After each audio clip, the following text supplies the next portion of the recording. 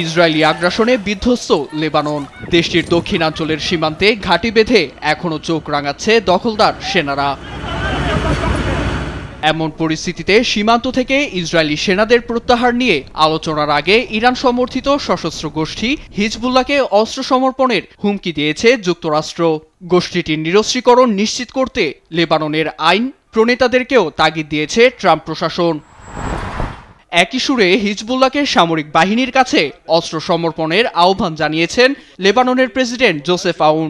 বৃহস্পতিবার প্রতিরক্ষা মন্ত্রণালয়ে দেয়া এক বিবৃতিতে তিনি বলেন, হিজবুল্লাহ ও ইসরায়েলের সামরিক সংঘাতে ব্যাপক ক্ষতিগ্রস্ত হয়েছে লেবানন। ঘুরে দাঁড়াতে আন্তর্জাতিক সহায়তা ও সময় প্রয়োজন। সশস্ত্র গোষ্ঠীগুলো সেনাদের কাছে অস্ত্র সমর্পণ করলে আমরা দেশ পুনর্গঠনের সুযোগ পাব। ইসরায়েল আন্তর্জাতিক নিয়মে দক্ষিণাঞ্চল থেকে সেনাদের প্রত্যাহার করে নেবে। পাশাপাশি 10 বছরের চুক্তি অনুযায়ী আমরা প্রতিরক্ষা খাতের জন্য প্রতি বছর $1 বিলিয়ন পাব।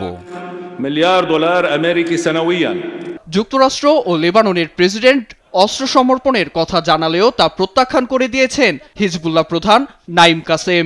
বলেন, অস্ত্র সমর্পণ করা ইসরায়েলের কাছে মাথা নত করার শামিল। যুক্তরাষ্ট্র লেবাননকে কবজা করে মধ্যপ্রাচ্যের বিরুদ্ধে হাতিয়ার হিসেবে ব্যবহারের ষড়যন্ত্র করছে বলেও অভিযোগ তার।